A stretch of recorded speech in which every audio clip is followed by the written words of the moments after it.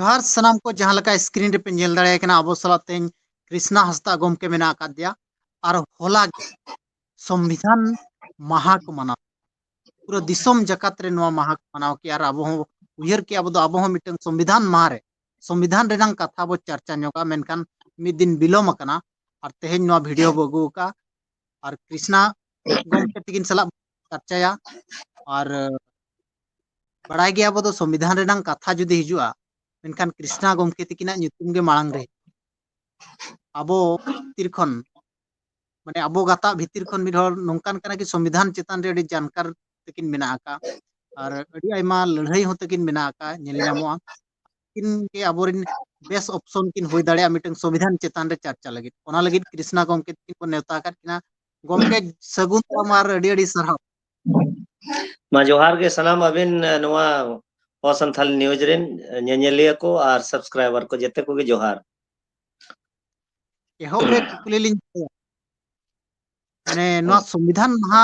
दो 30 खुना को मना केवल ओना चेतान गे गेलांग चाया माने नितोंग इलेक्शन घमाघूट मा ताहे कान गया घमाघूट अड़ी सख्त ताहे कान गया ओनते बालांग चर्चा केवल नवा संविधान महा चेतान लांग चर्चा 30 खुना नवा संविधान महा देखो नवा संविधान महा मनाओ बताओ लगित दो अबो भारत आदिवासी महासभा पास्टा खन गे नवा दो उछन और एतोहब लेआ तेन खन अबिन मोड़े शर्मा लाहाते नवा आले बारीडी रे ले एहब लेआ और नवा आले ले मेन किया जे बांगा नवा तेहेन जहां जे 26 नवंबर 2000 जहां जे 48 रे नवा ऑल पुरो कते नवा 49 रे नवा को होय को पुरो किया और 51 खन लागुइना नवा संविधान तेहेन 30 बेनाव अकना चेर लगित बेनाव अकना तेहेन हरि नवा दो ओकोय हो संगठन बांग को चर्चा तहनो आले खन लहा दो तो अबो गे नवा रे एतो नवा मानव को तेहेन अबो नेलते अडिगान जगह रे पूरा भारत जकात रे आदिवासी को चाहे एससी ग्रुप को नवा मनाव बताव को एहब किया अदो अडी रस्कर रेना कथा कना जे अबो अडिगान उनकाना कमी होरा जे अबो उन एतोहब आका हां बांग नवा बड़ाई सन जे सरकार हो मिटंग ए मनाया नवा आजा आजा ते दो आज 30 खुने मनाया तर हिसाब सरकार दो नो चलावन शर्मा खने मानाव कना नवा लहाते तो सरकार हो बाय मनावेत ताहेन संविधान दिवस दो होड़ आलो को ठीकई मा मेनते संविधान 30 बेनाव लेना नवा को दो आलो को ठीकई मा उनकान जिनिस गे अबिना 9 अगस्त जिनिस हो नवा बाको लईता है जे यूएनओ खन नवा दो उनमरांग जिनिस अबुआ राइट्स जहां जे 46 रेजुलेशन जा परित कना नवा जिनिस बाय लईता है अदो उनका गे भारत रे हो अबो कोई हो पॉलिटिशियन हो चाहे ब्यूरोक्रेट्स हो चाहे अबिन नुकु लेजिस्लेटिव बॉडी को जहां पार्लियामेंट्री बॉडी नुकु हो बाको नवा रेना इदी कते तो चर्चा हो बनु ना और बड़ाई हो पलेनो बाको बड़ाई ताहेनो अबो को भारत जकात रे नवा मनाव बन एहब किया जहां लेका पूरा राजस्थान को एहब कते अबो आसाम हरि जहां तिना गे अबोरन टीम मेना को माने आदिवासी महासभा सा रिलेटेड जहां तिना गे टीम कमिया को मेना को समाज रे को कमी कना जगवार लगित नुकुआ ओना जगवार कमी नेलते सरकार तेहेन बद्धोय नाय और तेहेन पार्लियामेंट रे को मनावेया और तेहेन जगह जगह अडी जगह मेट्रोपॉलिटन टाउन रे को मनावेया चाहे अधिगण संस्था को मनावेया तो नुआ तो तेहेन अबुआ गे नुआ ना क्रेडिट दो जे संविधान दिवस मनाव ओचो लगित ते तेहेन पूरा भारत जकात रेन एटा पॉलिटिशियन हुएन चाहे अबिन मनुवादी होड़ हुएन उनको तेज बाध्य कते माने लांदा कते न मनाव के चेहरा कते न मनाव के मनाव दो बन मनाव चवा कत को नवा उन मरांग मिटी अचीवमेंट कना अदो अडिगन बाको बड़ाय जे नवा दो एतोहब दो अबो गन गया बो नवा रे एतोहब को अदो अबो रेन संतार गतक दो अबो उना खोज खबर बाबन हतावा और इंटरेस्ट बाबन हतावा जे ओकोय को नवा जिनिस को ओडक किया मनाव बताओ नोमा उना लहारे ऑल लेन ताहेनो जे नवा मनाव बताओ जहां दिन कना नवा दिन दो बांको बड़ाई ताहेनो अदो अबो गे नवा बो लई सदर किया जे बांगा निया हिलो संविधान नवा दो को ऑल अखावत बोना और ऑल तोल कते को दोहो अका जे अबो जे हिजुक कान दिन जहां हिलो गे नवा संविधान बोही बोन पढ़ावा अबो हक और ऐदरी बोन ᱧᱟᱢ दाड़ेया अदो उन मरान जिनिस नवा ऑल अकना अदो बामबोन पढ़ावा और कॉलेज में पढ़ाव बाय हुयुग गया ओका यूनिवर्सिटी रे पढ़ाव बाय नुना और माने माने 5-10% के को ललैया ओल का को अदो ओनाते अलिया मेन जे आलिया कुकमु ताहे कना जे मिद दिन बा मिद दिन ना भारत रे नवा होड़ को बड़ाय गया आ तेहेन को बड़ाय कि आडी लोगन ओनाते नो एना बार सेरमा गन हुयुक कन माने नवा संविधान महा नय बार सेरमा मांग तो चर्चा बाय ताहे कना उना दो बाय चर्चा मोटे कन नवा नितोंग नितोंग पूरे टोला टोला रे नवा हो चर्चा नितोंग चालू कना दो बांग संविधान महा बो नवंबर 24 तारीख हिलो 26 अच्छा तारीख हाँ 26 तारीख हिलो अच्छा मा संविधान महा मा को मनाएत गया और जहाँ बिन मेन के आपे पे एहोब किया और ओडे खन बैते हड़ को नेल किया बड़ाय किया को हड़ को अपनार के सरकार होय मानाव एहोब किया अच्छा नवा जो संविधान महा रे आलांग लांग चर्चा दो आदिवासी को अइदरी आदिवासी को अधिकार संविधान रे चेत उनका मेना ओना चेतन लांग चर्चा अच्छा एहोब रे बड़ाय सना लिया आदिवासी को अधिकार दो तिनंग खन तिनंग चेत लका मेना संविधान रे अब सारा घड़ी खाली आर्टिकल 13 5वीं अनुसूची इने के बो बड़ाय का नवा संविधान जुदी बिन नेल आचे और पूरा प्रॉपरली अबिन एतोहब खन बिन पढ़ावा 395 आर्टिकल हरी अबिना नवा संविधान नवा बोही रे दो लगभग अधिकार दो आदिवासी को इदी कतेत के ओल मेना ओडे एससी को ओल बनु ना अदि जस्ती कतेत दो आदिम को प्रोटेक्शन लगित ते नवा आइन दो ओल कना नवा अडी मरंग जिनिस कना अदो आबोरेन होड़ अलिन अडी जगह लिन लई गया नवा संविधान दो आबो बंचा लगी बंचा ताहेन लगी भारत रे मालिक बेना लगी नवा आइन बोही दो ओल कना लेकिन आबो जुवन कोड़ा मा बांग को पढ़ावा ओल पढ़ा सिखनत होड़ हो नवा अडी थ्रूली बाको पढ़ावा जैसे संविधान नवा नौका ओल का को माने नवा नवा उइहर कतर ओल ले बाबा अंबेडकर सजाव का जे अडी लोगन दो बामड़े आलो को बुझाव मा मनवादी जहां जे नुकु दिकु जत आलो को बुझाव नाम ओना लगित ते अबिन एक खोर बिन पढ़ावा 195 हरी माने हांडे ना बबिन जोड़ा माने बबिन ओना बार गलांग ना बबिन गलांग भूर दो ओनार ना माने बाय ओडको उनका रखना नवा को अदो ओनाते बाको बुझाव दड़ेया और अडी गान होड़ अलिन डिबेट का अलिन अडी गान उनकान को प्रोफेसर को हो मेना को चाहे अबिन आईएस को हम बाको बड़ाया अडी गान अलिन माने बेस बेस आईएस को सालिन डिबेट बड़ा का ऑफिस को दुड़ुब कते चर्चा ले तो उनको हो नवा को अडी गान जिनिस डेफली तो बाको बड़ाय ताहेनो अदो आबो तो बोन मेता को नवा रे नंका ओल मेना नोडे हम पढ़ा में हम वना वायलेशन है अनो वायलेशन है माने हम देश द्रोह कना तो अलिन तेहेन नवा जिनिस अडी स्ट्रांगली और अडी बोल्डली बलिन माने बाको मेना अलिन ऑफिसर को सा हो आईएस को चाहे अबिना आईपीएस को सा उनको सालिन डिबेटा ताकि आबोरेन होड़ ओना साहस तक हिजू मा जबान कृष्णा बाबू जहां के तर्को किया तेज अडी सरी तर्को किया और उन मरांग मिट्टी साहेब डेमोरलाइज के दिया अदो उन माने एक खन एहोब कते अबिना 195 भितरी रे पालेनो अबिना 100 गान जायगा रे अबुआ नवा ओल मेना अधिकार माने 395 395 आर्टिकल भितरी रे माने 100 गान जगह रे मेना बुआ अधिकार गे ओल मेना इनखान बुझाबिन आदिवासी को लगित के नवा संविधान ओल कना माने दिसोम आदिवासी आ कना हां नवा दिसोम आदिवासी आ कना नवाते प्रूव कना ओना लगित ते बाबा अंबेडकर साहेब नवा ओल कते नवा बगी का जे जहां तिस गे नवा संविधान जहां को लगिन ओल का उनको को पढ़ावा एने हेलो उनको दो न्याय को कोई दो बाय हुई को उनको को न्यामा नवा उद्देश्य कना अड़ी जगह ओल कना अच्छा नोडे बड़ाई सनल या मिटंग जदि संविधान जहां उन मिटंग नॉर्मली होड़े पढ़ा उन बाय बुझाव गो माने ओका लकाय पढ़ाव तो ना मिटंग बुझाव दड़या गहिर जिनिसटा बड़ाय दड़या जहां लका हांडे नाडे ना गलांग कना है अदो नवा तो नोंका जहां गे ओल कना चे जेमन 12 रेना दो स्टेट डिफाइन आय इन खान 12 अबिन स्टेट डिफाइन खान अबिना जहां जे अबो जा मझी जहां तुलुज अबो तोपोल मेना बोना अतु रे रायरित ते तोल मेना बोना ओना रायरित तबन ओकारे मेना जे दाड़े ओल कना इन खान उनकिन बम जोड़ाव किन भुर अबिन अतु रे मझिया पावर बाबिन ठिकया और नोआ जिनिस बाबिन ठिकै भूर अबिन पेशा बाबिन ठिकया पेशा बाबिन ठिकया पांचवी अनुसूची बाबिन ठिकया पांचवी अनुसूची बाबिन ठिकया इनखान अबिना जहां जे 243 एम हुईना 243 जेडसी हुईना नुकिन बाबिन बुझाव दाड़ेया किना 141 बाबिन बुझाव दाड़ेया माने सुप्रीम कोर्ट हो अबिना जहां गे आदेश हुआ ओना आदेश अबिन सुप्रीम कोर्ट रेनी जज हो अबिना आदेश दो बाय ओवरलैप दाड़ेया आय उना दाड़े तबिन मेना इनखान बुझाबिन उना दाड़े तबिन एम अकाउंट बिना संविधान रे और नोआ बाको अमेंडमेंट दाड़ेया पार्लियामेंट हो इन तीना मारंग दाड़े कना नोआ जिनिस दो तेहेन हरिज आबोरेन जहां गे सावता दुलड़िया को मेनाली सुसरिया दो बांग सावता दुलड़िया को या अबिन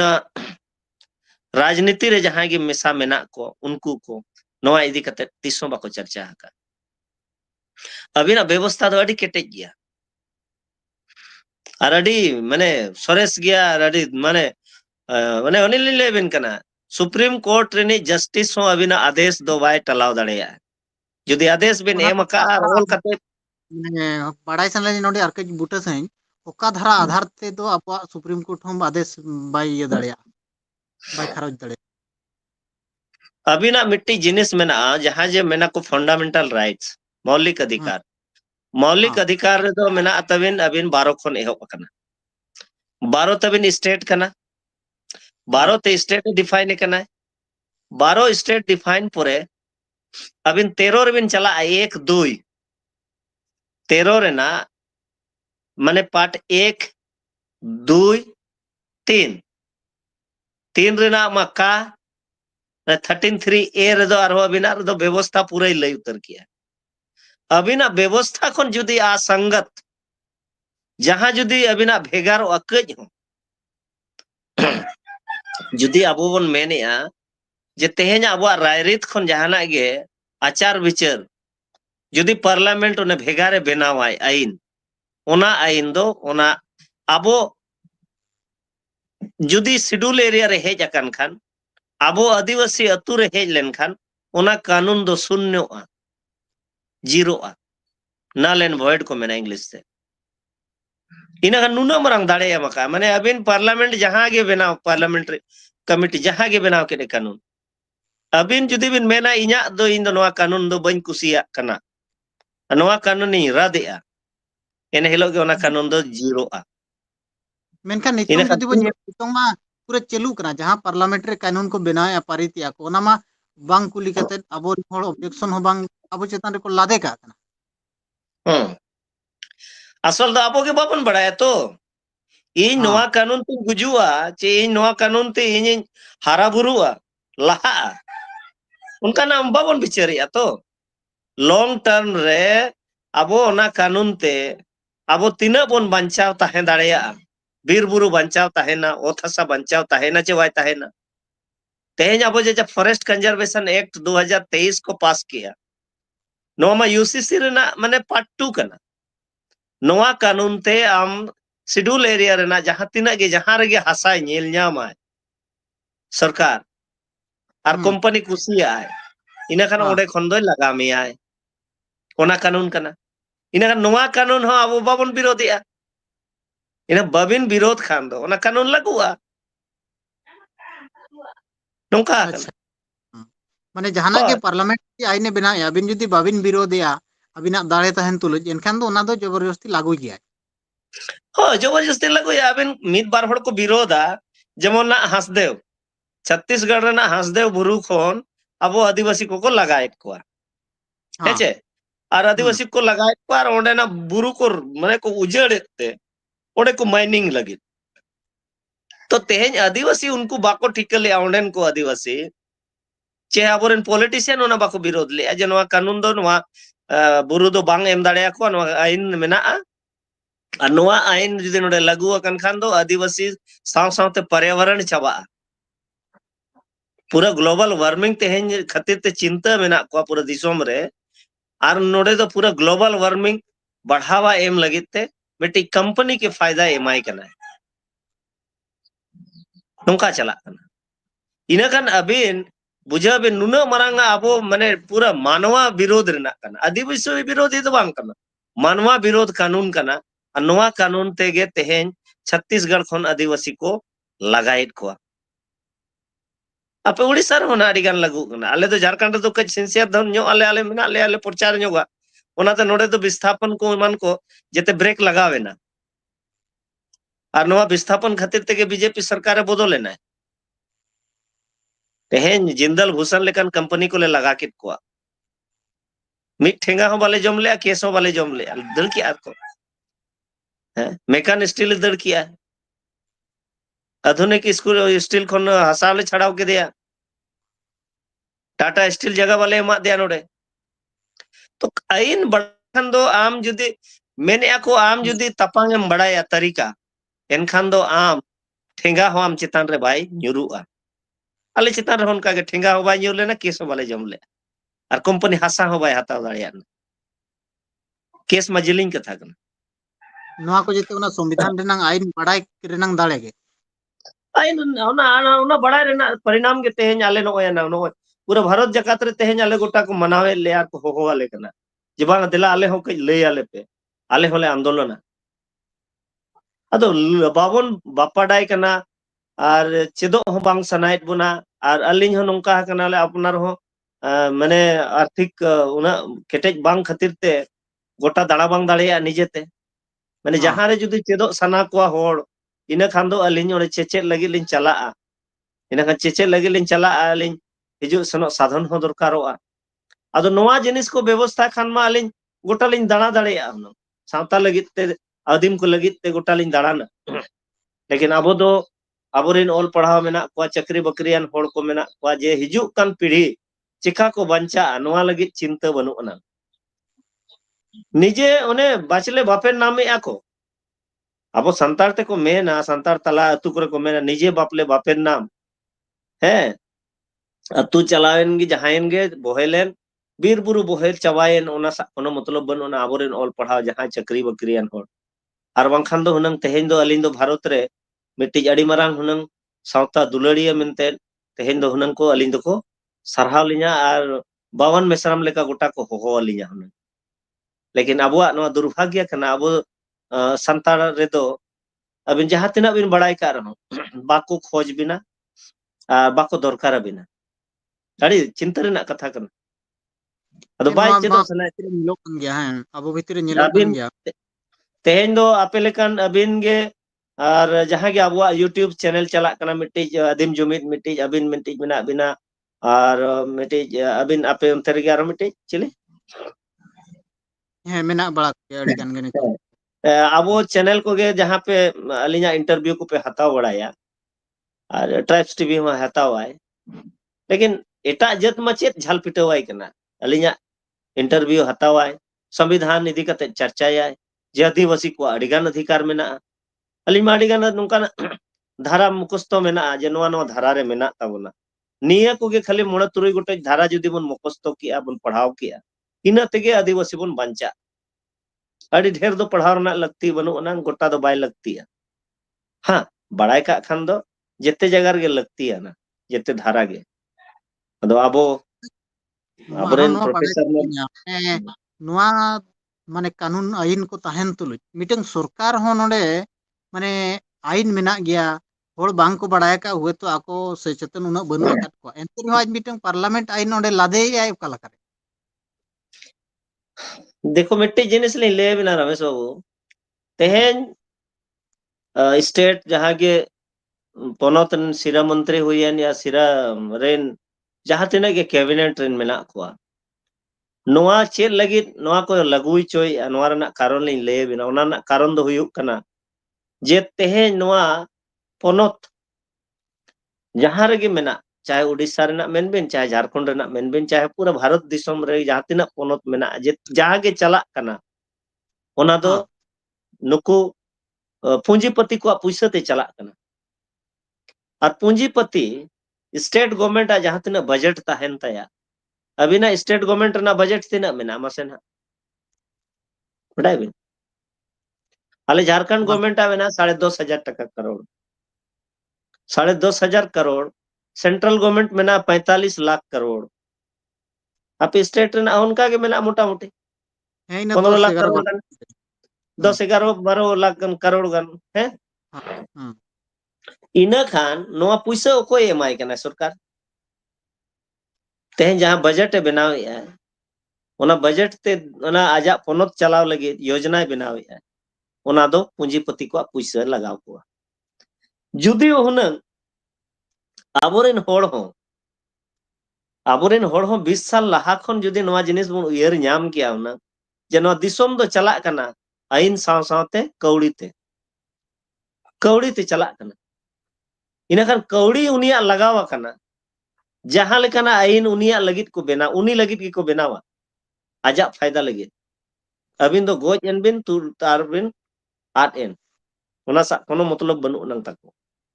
अदो अलिन ओना तलिन मेना ओने तलारे अलिन पे चांदो गान अलिन आपे करंजी अलिन रेलिन मॉडलिन कमी ताहेनो और उड़ीसा रेना अलिन नेल किया जे 12 लाख एसएसजी ग्रुप आदिवासी को मेना 12 लाख इनखान 100 टका कते जुदी को चांदाई एम को अकाउंट को जमाई इनखान मित चांदो रे तिना हुयु कना 120 करोड़ टका हुयु कना मित सेरमा रे तिना हुयु कना 1400 करोड़ खन जस्ती हुयु कना हाँ 1400 करोड़ ते इनखान आबो सरकार बजट बमन बनाव एम दाड़े या जे नोय बामले एमम कना पैसा और आले लगित आइन बनावा आबो मेन दाड़े आचे जे आले शेड्यूल एरिया रे ना माने आबो मयूरभंज हुयन सुंदरगढ़ हुयन केंझोर हुयन नोडे दो आलेया राज चला आले रेन डीसी एसपी को हिजुआ वीडियो सीओ आवरिन को ताहेना सरकार मिताया तो आले लगित आइन बनावा बीर बुरु रे आले गेले राजा नोआ जिनिस बन मेन दाड़े या उनका आइन को बनावा लेकिन आबो दो नोआ तेहेन एसएसजी ग्रुप 12 लाख मेना आदिम को और ओना पैसा दो स्टेट गवर्नमेंट और नुडुक नुकु पूंजीपति को बैंक सा मेसा कते आकुआ फायदा लगित को यूज अलिन बुझाव तलिन लंगा चबायना इन मेता को कना चीन होबाय चिका हुआ आपे जहां पैसा ओडे पे जमाई एसएसजी ग्रुप रे ओना पैसा आबुआ एसएसजी बनाव पे कोऑपरेटिव बनाव पे और ओना पैसा कोऑपरेटिव रे जमा लेखान आबो मित चांदो रे मिट्टी कॉलेज बन खुलाव दाड़े प्रत्येक महीना मिमिटन कॉलेज बन खुलाव दाड़े मिमिटन फैक्ट्री बन खुलाव दाड़े जुदी आबुआ हो फैक्ट्री जुदी हुनंग रुंगटा को लेका हुयुआ इना खान आबोरेन गे ओडे एमडी को सीएमडी को ताहेना आबोरेन कोड़ा को चक्रिया ना आबो हासा हो बंचावेना और आबो रोजगार हो हुईना और बुन किसानो हुनंग पंजाबी को लेका मरवाड़ी गुजराती लेका आबोरेन हो ताम कुड़ी को बाको छिती बिती को तो नोवा कंसेप्ट दो आबो आदिवासी आयस दो मेना को आडी गान है अबिन बुझावेन आपे उड़ीसा खन दो गिरीश चंद्र मुर्मू मेनाया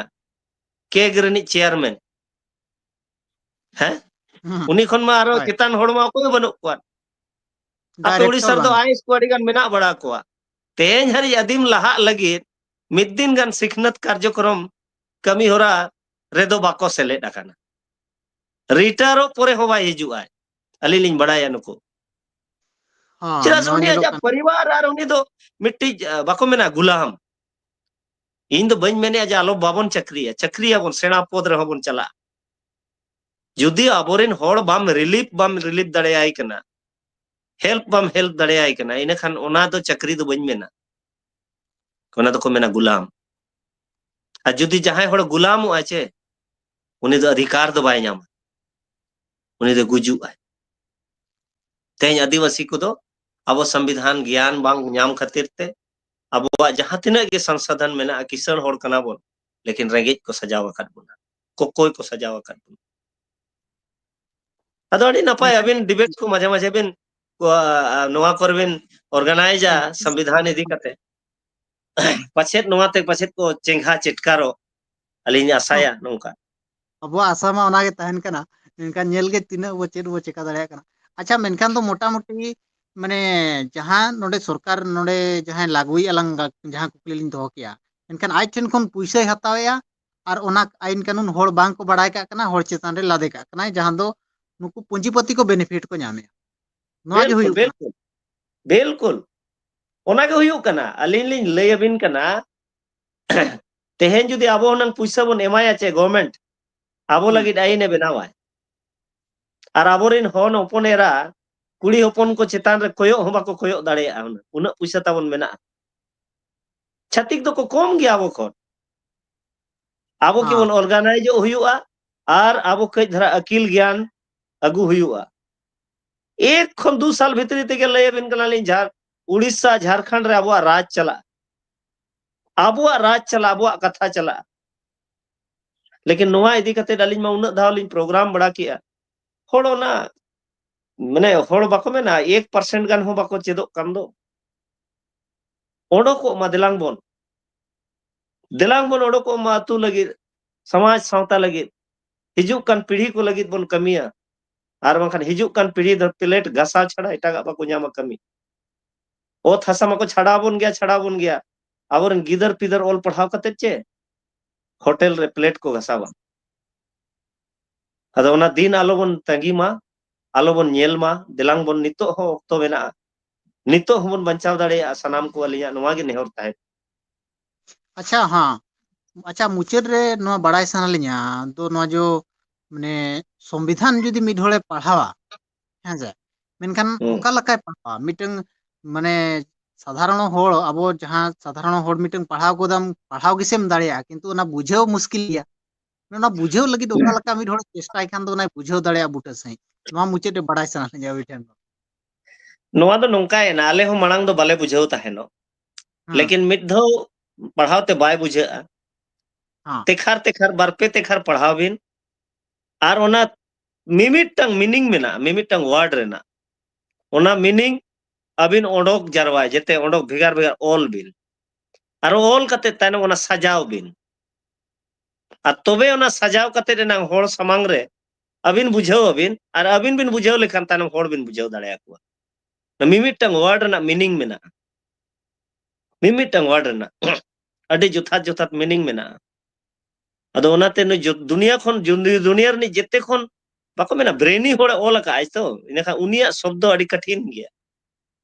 ओनाते बाको बुझाव गोट किया लगन अदो जय होक एनहो बुझा जेमन अब 13(3) रेना बन मेना माने विधि का बल रखने वाला विधि चेक करना विधि आइन का माने का दो ना चेक करना विधि का बल माने अबिना कानून रेना जहां कानून रेना दाड़े विधि का बल कानून रेना दाड़े चेक करना ओना अबिन अडी गान ऑल मेना अबिना दो एटागा जहां बांग लगती है ना ओना दो सहाय बिन जहां लगती है ना ओना जोड़ाव बिन ने ओना ना माने ओडकोआ इना खान दाड़े अबिना जहां जे रायरीत ना दाड़े चेक करना ओना को चेक चेक को मेना विधि कानून रेना दाड़े तबिन चेक करना विधि माने कानून संविधान संविधान ना दाड़े तो चेक को मेना इना खान रूढ़ी और प्रथा को मेना अडी गान मेना नियम अधिनियम सूचना अधिसूचना हेचे इनखा ओना को सहा का बिन रूढ़ी और प्रथा ऑल बिन इनखा नोडे शॉर्ट एना शॉर्ट हो और मीनिंग होता बिन पोटावेना उनका को बुझेवा इनखा उनका के बारो रहो राज चेत को मेना स्टेट राज दो ओना को मेना जहां जे आईन बनाव दाड़ेया है इनखा आईन ओकोय बनावा पार्लियामेंट बनावा विधान सभा बनावा और लोकल अथॉरिटी दो ग्राम सभा को मेता अन्य प्राधिकारी दो कोई बुझे है लोकल अथॉरिटी इंग्लिश ते को मेन लोकल अथॉरिटी दो कोई ग्राम सभा नुकु पिया के ना सरकार दो और जहां रे ग्राम सभा सरकार मेना ओडे दो नुकिन जहां जे आर्टिफिशियल कानून वाला दो उनकी ना आईन दो नोडे दो बाय लगुआ उनका मेना नुकिन जदि 12 और 13 बिन जहां बुझाव किया इना खान गे आजा ग्राम सभा और 5वीं अनुसूची उनी लगन ने बुझाव दाड़ेया नुकिन बुझाव केट खान के तनम तबिन पेशा बिन बुझाविया तानम अबिन आर्टिकल 141 बिन बुझाविया 147 रे बिन बुझाविया 243 बिन बुझाविया 243 अड़ी गान मेना जेड सी हरिज मेना ए बी खन एहब काते इन ओनार मा उना गान मेना इन खान मासे बुझाविन आदो ओनाते लिन मेना केवल अच्छा 2.5 पेज जुदी जहां बुझाव किया संविधान रेना उनीगे रोड दाड़े उनीगे अतु रे राज दाड़े 2.5 पेज इना 2.5 गया पेज का ओका 2.5 पेज माने जेते कोते ना लिन मेने जेमन 12 13 है इना परे अबिना 243 244 इना गेतो बेसिकली दो अभी लगे नोवा कना नीना गिबिन बुझाव नाम केत खान अबिन बिन मालिक दाड़े और अबिना अतु रे राज दाड़े अबिन 2.5 पेज रे हुआ इन नीना गे बाबन पढ़ाव कना अडिगान ऑल दो मेना लेकिन लगती आना दो इन 2.5 पेज रे मेना इन खान हाडे हाडे मेना नोवा हो मिड लाइन ते बनु ना उनका ना अड़ी सरहाव गमके ऑक्तो भी नेम किया और जाहो मिटन खाटो माछा संविधान चेतन लांग चर्चा किया मांग से जो 5वीं अनुसूची चेतन रे हुयु चार हो एमान तेमान चेतन रे हुयु जहां नितोंग हो नोंकान जगह मेना गया जहां रे एखेन आदिवासी को पेरेज अकना किंतु ना 5वीं अनुसूची समित kan जगह हो मेना गया उना पावर नितोंग राष्ट्रपति ठेन मेना उना पावर मेनखान उनी हो उना कमी रे बाय लगा आबोरिन होर ताहे कते नोआ को हिजु कान वीडियो लांग चर्चा गया और अड़ी सा और ऑक्टो भी नेम किया नेजेलिया को ठेनो नेहर ताहेन कना तो मा वीडियो बो शेयर मा ताकि आबो ᱧᱮᱞ माने ᱧᱮल चेत साउते आर हो हर ᱧᱮल कते को बड़ाय दाड़िया चेत दाड़िया को आर हो हर को चेत मा तबे मुचेरे सनाम को जोहार जोहार